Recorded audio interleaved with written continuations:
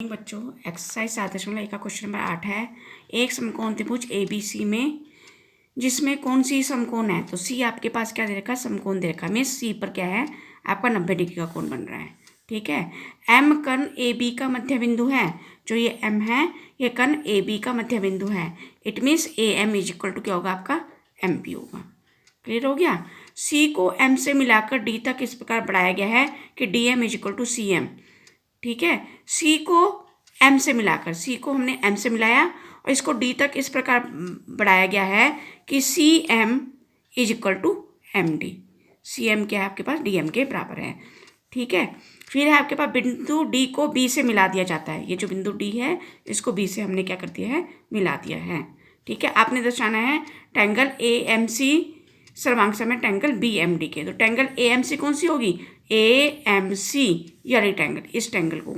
ठीक है, सर्वांग ट्रायंगल BMD वाली ट्रायंगल, इन दोनों ट्रायंगल्स को आपने क्या दिखाना है, सर्वांग दिखाना है। ठीक है, तो इन दोनों ट्रायंगल्स में देखिए आपके पास AM is equal to BM, AM triangle AMC की भुजा है और BM ट्रायंगल BMD की भुजा है। ठीक है, फिर आपके पास CM ट्रायंगल AMC की भुजा है और MD आपके पास ट्रायंगल BMD की भुजा है। क्लियर हो गया, ये बराबर दे रखी है। फिर आपके पास ये कोण इस कोण के बराबर होगा। ये कैसा कोण होगा आपका, शीर्षाभिमुख कोण होगा। तो इन दो साइड और एक एंगल से क्या हो जाएगी, ये दोनों ट्रायंगल क्या हो जाएगी, सर्वांग हो जाएगी। तो ये हमने करना है। तो हमने लिखा इसका हल, कौन सी ट्रायंगल, ट्रायंगल AMC और ट्रायंगल BMD और ट्रायंगल BMD में। ठीक है, क्या क्या बराबर है मैंने अभी बताया आपके पास, AM is equal to MB, AM is equal to MB। क्यों है भाई, इसका क्या कारण है, क्योंकि जो M है वो रेखाखंड AB का मध्य बिंदु है। ये क्वेश्चन में दे रखा आपके पास मध्य बिंदु है। ठीक है, दूसरा आपके पास CM is equal to MD, CM is equal to MD, ये भी क्वेश्चन में क्या है, दिया है।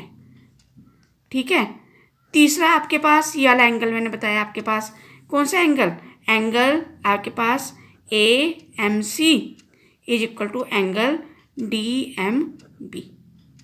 ठीक है, ये एंगल और ये एंगल ये बराबर है। कैसे कोण है, ये शीर्षाभिमुख कोण है, शीर्षाभिमुख कोण। तो ये दोनों क्या होगी, ट्रायंगल सर्वांग सम होगी। अब देखिए इस ट्रायंगल में ये दो साइड इक्वल तो है, इनके बीच का कोण, इस ट्रायंगल में ये साइड और ये साइड इसके बीच का कोण। तो कौन सी आपके पास सर्वांग समता नियम बन गया आपके पास, SAS, एंगल दोनों साइड के बीच में है। क्लियर हो गया।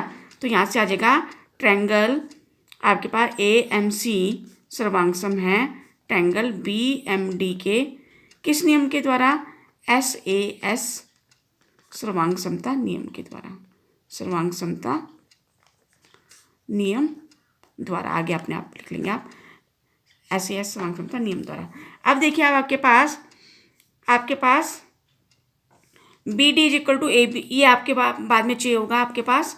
देखिए BD ट्रायंगल BMD की साइड है और AC ट्रायंगल AMC की साइड है।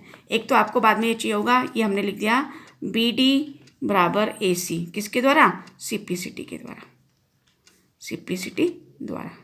ठीक है, दूसरा आपके पास या तो ये वाला एंगल इसके एंगल, ये एंगल इस एंगल के बराबर। ठीक है, अगर ये एंगल इस एंगल के बराबर है तो ये कैसे कोण है, ये एकांतर अंत्य कोण हो जाएंगे।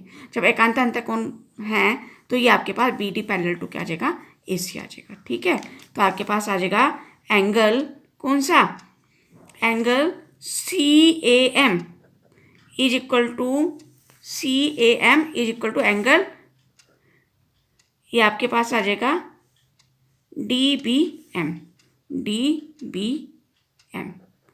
ठीक है, DBM, ये भी क्या आएगा, CPCT द्वारा, CPCT द्वारा।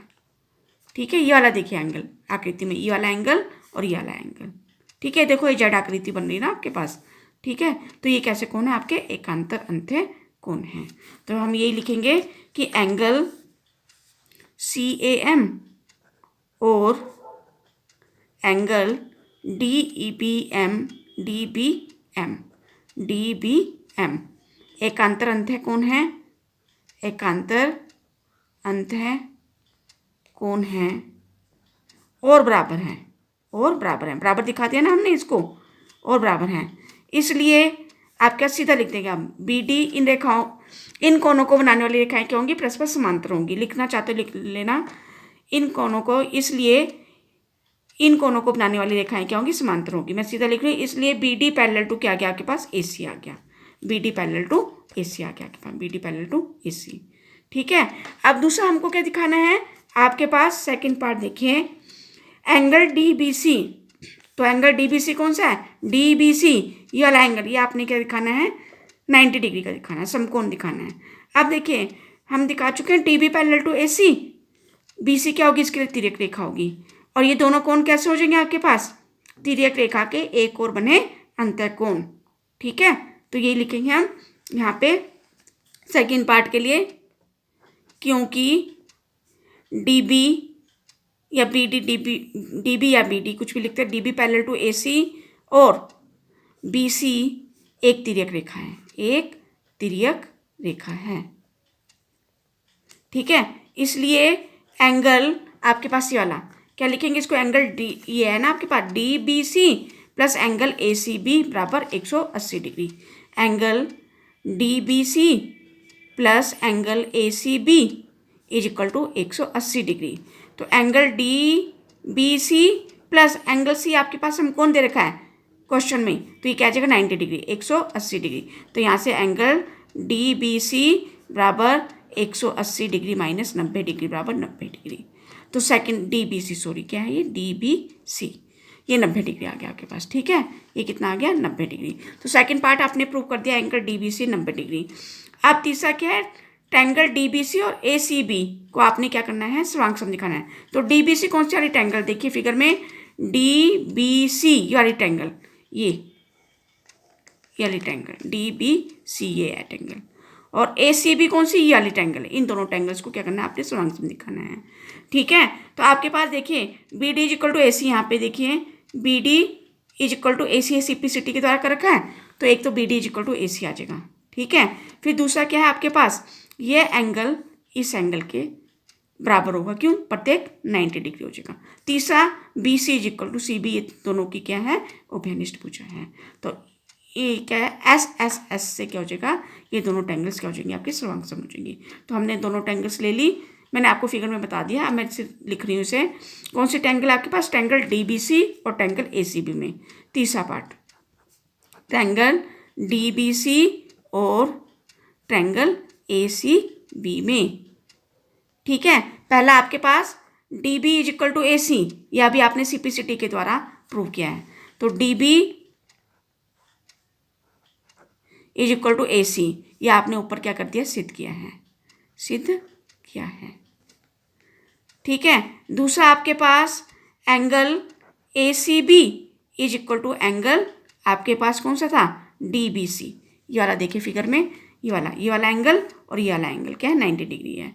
तो ये एंगल कौन सा है, ए सी बी, ये एंगल क्या है ए सी बी, और इस एंगल को क्या लिखें डी बी सी, ये प्रत्येक क्या हो गए 90 डिग्री के। तो ये आ जाएगा यहाँ पे प्रत्येक 90 डिग्री, प्रत्येक 90 डिग्री। ठीक है, और तीसरी आपके पास देखिए बी सी, इस ट्रायंगल की भी भुजा है और इस ट्रायंगल की भी क्या है, भुजा है। तो बी सी बराबर सी बी, बी सी बराबर सी बी, तो ये क्या हो जाएगी आपके पास, उभयनिष्ठ भुजा, दोनों की कॉमन साइड है ये। ठीक है, तो इसलिए ट्रायंगल डी बी सी सर्वांग सम है ट्रायंगल ए सी बी के किस नियम के द्वारा, ट्रिपल एस, तीन साइड दिखा दी ना हमने, S A S S S S सर्वांग समता नियम द्वारा। ठीक है, ये अपने आप लिख लेंगे आप। अब चौथा पार्ट क्या है, अच्छा फिर आपके पास देखिए ये, अब ये आपके पास ये डी सी सी डी इस ट्रायंगल की भुजा होगी, ट्रायंगल कौन सी, बी सी डी की भुजा होगी, और ए बी किसकी होगी, ए सी बी की भुजा होगी। तो ये सी पी सी डी के द्वारा क्या होगी, बराबर होगी, क्या, A B is equal to C D, A B is equal to C D, A B is equal to C D, ये क्या हो गया, सी पी सी टी द्वारा, सी पी सी टी द्वारा। ठीक है, अब चौथा पार्ट क्या था आपके पास, देखिए यहाँ पे चौथा पार्ट आपको दिखाना C M is equal to half A B. ठीक है, अब आपने A B is equal to C D prove कर रखा है, A B is equal to C D, A B is equal to C D. ठीक है, हमने दिखाना C M is equal to half of A B, ठीक है। C D को हम क्या लिख सकते हैं यहाँ फिगर में, देखिए भाई सी डी को क्या लिख सकते हैं हम, C M plus M D. ठीक है, C M plus M D. फिर एम डी को हम किससे रिप्लेस कर देंगे, सी एम से, क्योंकि C M is equal to क्या है, एम डी। तो सी डी को हम क्या लिख सकते हैं, C M plus M D. देखिए C M plus M D लिख सकते हैं हम इसको। तो ए बी बराबर सी डी को लिख दिया हमने C M plus M D. ठीक है, तो यहाँ से आ जाएगा ए बी बराबर C M plus M D को हमने क्या लिख दिया, सी एम लिख दिया। तो यहाँ पे रीजन में लिखते हैं क्योंकि C M is equal to क्या आपका एम डी है। तो यहाँ से क्या आ जाएगा, ए बी, इस पार्ट को मैं अब यहाँ पे लिख कर रही हूँ। ठीक है, ए बी बराबर क्या आ जाएगा भाई, ट्वाइस सी एम। कैसा है, समझ में आया। एम डी को मैंने किससे रिप्लेस कर दिया, सी एम, क्योंकि C M is equal to M D. ये आपके पास क्या क्वेश्चन में दिया है, क्योंकि C M is equal to M D question में दे रखा है आपके पास। C M is equal to M D दिखाई दे रहा होगा आपको, C M is equal to M D. तो एम डी की जगह मैंने क्या लिखा, सी एम। तो C M plus C M क्या हो गया, टू सी एम हो गया। और ये दो कहाँ चले जाएगा, ये नीचे चल जाएगा। तो यहाँ से आएगा C M is equal to half of A B. तो ये कौन सा हो गया आपका, चौथा पार्ट हो गया। Thank you.